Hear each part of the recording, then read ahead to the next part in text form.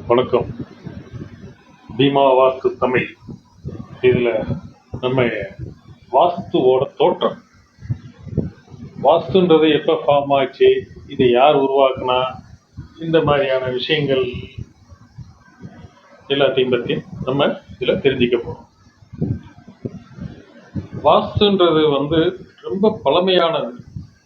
ஆக்சுவலாக எப்படின்னு பார்த்தீங்கன்னா, இது எப்போ தோன்றுச்சுன்றதை கரெக்டாக ப்ரெடிக்ட் பண்ண முடியலை. இது நம்ம வேதங்கள்ல வாஸ்து குறித்து, அதாவது வாஸ்து சாஸ்திரம் வேதங்கள்ல அது ஆக்சுவலா இது எந்த மாதிரி ஃபாலோ பண்ணியிருக்காங்க, அந்த வாஸ்து எப்படி வந்திருக்கு அப்படின்னு பார்த்தீங்கன்னா, ஸ்டோனேஜ் காலத்துல மக்கள் எல்லாமே குகைகள்ல வாழ்ந்தாங்க. குகைகள்ல, அதாவது இயற்கையா உருவான பாறை இடுக்குகள்ல வாழ்ந்துகிட்டு இருந்தாங்க.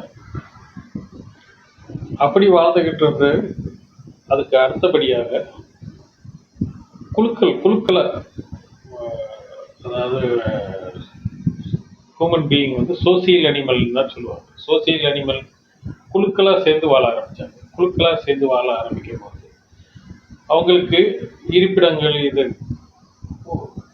உருவாக்க ஆரம்பிக்கிறது. மனுஷன் ஆக்சுவலாக குரங்குல இருந்து மனுஷன் வந்ததுதான் சொல்லுவாங்க.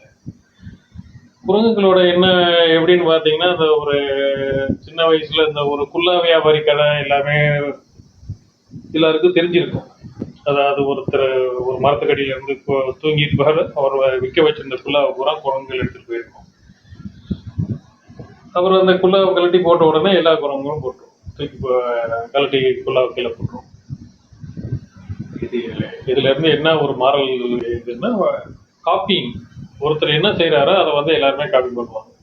அந்த மாதிரி இது ஏன்ஷியன்ட் டேஸ்ல இருந்து ஸ்டில் இன்னைக்கு வரைக்கும் இது நடந்துகிட்டு தான் இருக்கு. அந்த மாதிரி தான் இந்த வீடு கட்டும் முறை, அதாவது வேட்டையாடுறதோ இல்லை அவங்களுக்கு தேவையான உணவுகளை கொண்டு வர்றதோ, அதை ஸ்டோர் பண்றதுக்கு இந்த மாதிரியான இதுக்கெல்லாம் அவங்க சின்ன சின்ன ஒரு செப்பரேஷன், சும்மா கல்லுகளை அடுக்கி கொஞ்சம் கொஞ்சமாக தடுத்து வச்சுட்டு அதை மறைவாக வச்சுக்கணுன்ற மாதிரியாக நிறைய விஷயங்கள் அங்கே பண்ணியிருக்காங்க.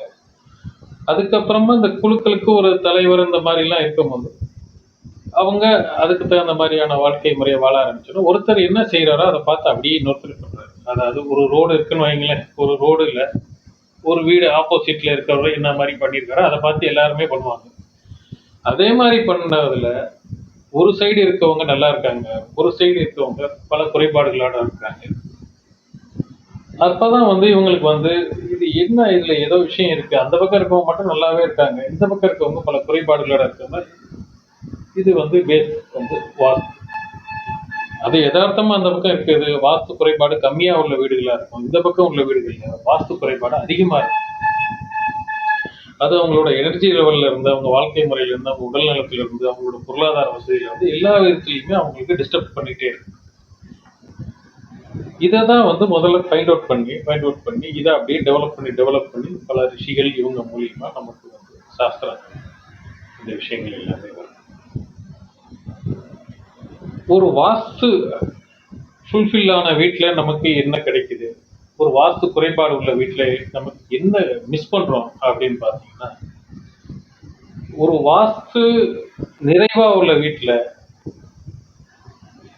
நம்ம பஞ்சபூதம் சொல்றவங்க, நீர், நிலம், நெருப்பு, காற்று, ஆகாயம், இந்த மாதிரியான விஷயங்கள், பஞ்சபூதங்கள், இது எல்லாமே சரிவர அந்த வீடுகளில் அதோட எனர்ஜி இருக்கணும் அப்படின்றது இந்த வாஸ்து குறிப்புகளில் உள்ள விஷயங்கள். அதாவது ஒரு வீட்டு காற்றோட்டம் நல்லபடியா இருந்ததுன்னா அந்த வீடுகளுக்கு ப்ராப்பர் வென்டிலேஷன்.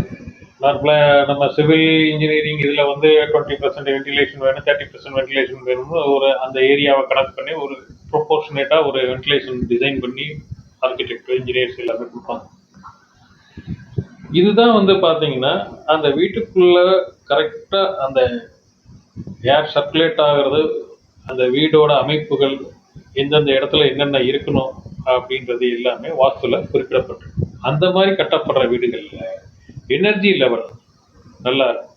எனர்ஜி லெவல் எப்படி நல்லா இருக்குன்னா, போதிய அளவு காற்றோட்டம் இருக்கும்போது அந்த வீட்டில் இருக்கிறவங்க நல்ல ஒரு ஆரோக்கியமான உடல்நிலையில மனநிலையில இருப்பாங்க. ஒரு ஆரோக்கியமான மனநிலையில உள்ளவங்களோ மனநிலையிலையும் உடல்நிலை இரண்டுமே இருக்கணும். இருக்கிறவங்க நல்லா சிந்திக்க முடியும். நல்லா சிந்திக்கிறவங்களால அதிகமா ஏர்ன் பண்ண முடியும். நல்லா சம்பாதிக்க முடியும். இது அவங்களுக்கு டெவலப்மெண்ட்டுக்கு ரொம்ப யூஸ்ஃபுல்லா இருக்கும். அதே சமயம் வாஸ்து குறைபாடான வீடுகளில் உள்ளவங்களுக்கு இது எல்லாமே குறைபாடாக கிடைக்கும். அந்த வீட்டில் உள்ளவங்களுக்கு உடல்நலம் கொஞ்சம் குறைவா இருக்கும், மனநலம் அதோட கம்மியா இருக்கும். அவங்களால சரிவர சிந்திக்க முடியாது, ஒரு நல்ல முடிவுகள் எடுக்க முடியாது. இந்த மாதிரியான தடுமாற்றங்கள் இருக்கும்போது அவங்களோட லைஃப்ல டெவலப்மெண்ட் அப்படின்றது கொஞ்சம் கம்மியா இருக்கும். ரெண்டு பேருமே பார்க்கும்போது நல்ல வாஸ்து நிறைவா இருக்க வீட்டில் இருக்கவர் நல்ல டெவலப் ஆகி அடுத்தடுத்த ஸ்டேஜுக்கு போய்கிட்டே இருப்பார். வாஸ்து குறைபாடோடு உள்ள வீட்டில் இருக்கவர் தடுமாறிக்கிட்டு இருப்பார். இதுதான் யூஸ்வலா நம்ம எல்லா இடத்துலையும் பார்க்கக்கூடியது. இந்த வாஸ்து நிறைவா இருக்கிறதுக்கு நம்ம என்ன செய்யணும், வாஸ்து குறைபாடுகளை எப்படி எப்படி சரி பண்ணணும், இந்த மாதிரியான விஷயங்கள் எல்லாத்தையும் நம்ம அடுத்தடுத்து வரக்கூடிய விஷயங்கள்ல பார்ப்போம். இது முழுக்க முழுக்க இந்த சேனல் ஒரு அவேர்னஸ். வாஸ்துன்றது என்ன, இதை எப்படி சரி பண்ணிக்கலாம், இதுக்கான ரெமிடிஸ் இருக்கா, இந்த மாதிரி நிறைய பேர் தேடிக்கிட்டு இருக்காங்க. அந்த ரெமிடிஸ்லாம் எதுவுமே கிடையாது. நீங்க எப்படி இதெல்லாம் சரி பண்ணிக்கலாம் அப்படின்றத குறித்து தான் நம்ம ஃபியூச்சர்ல இந்த சேனல்ல நம்ம டிஸ்கஸ் பண்ணோம். தேவையில்லாம போய் ஒரு தகுதி இல்லாத நபர்கள்கிட்ட தேவையில்லாம பணத்தை கொடுத்து அவங்க அதை சொல்றாங்க இதை சொல்றாங்க செஞ்சு இது பண்ண வேண்டியது இல்லை. எல்லா விஷயங்களுக்கான சொல்யூஷன் உங்ககிட்டயே இருக்கு. அதை ஈஸியா செய்யக்கூடிய மாதிரியும் இருக்கு. அதை தான் நம்ம